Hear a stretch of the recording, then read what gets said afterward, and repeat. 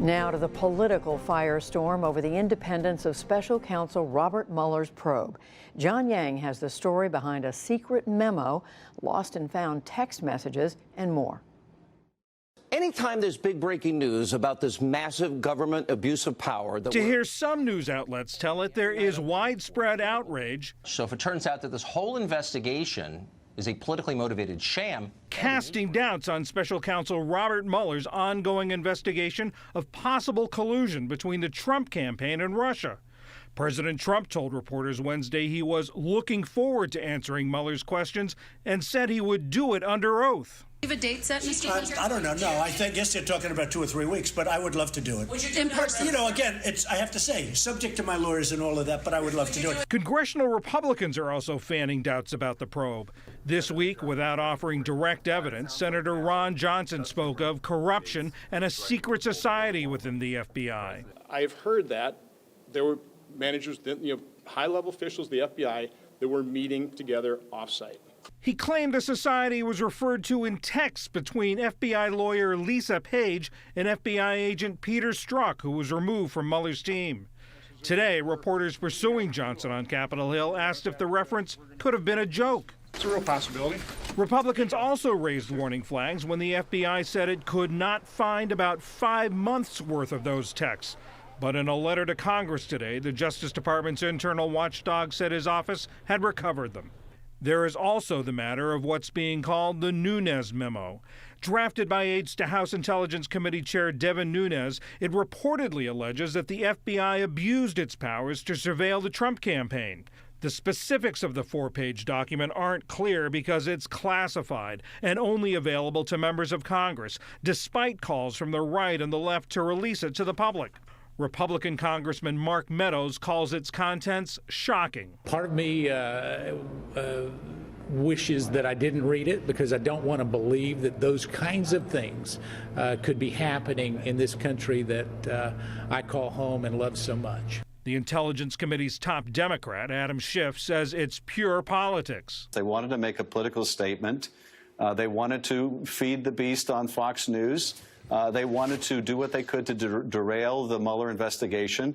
Schiff said committee Democrats would write a memo of their own, a sign that temperatures are still rising on Capitol Hill over an investigation that continues to intensify.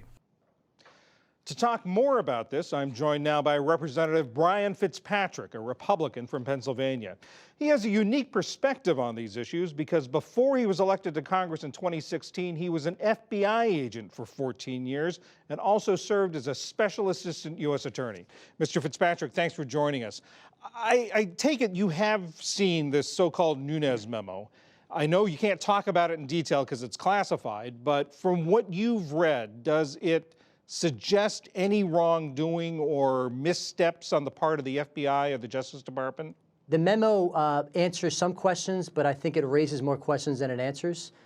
So anytime we're dealt with a situation like this, there's a continuum of the need for transparency and also the need for confidentiality, particularly in covert investigations.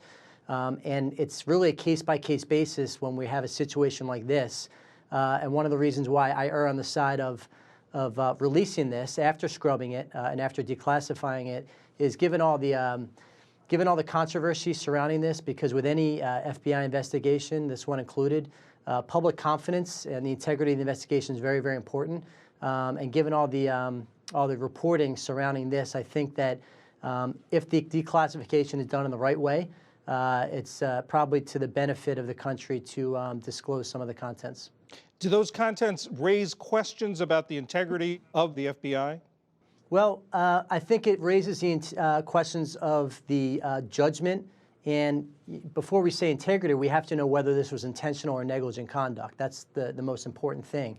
But there are certain people that are mentioned by name, most of whom have already been reported in the media.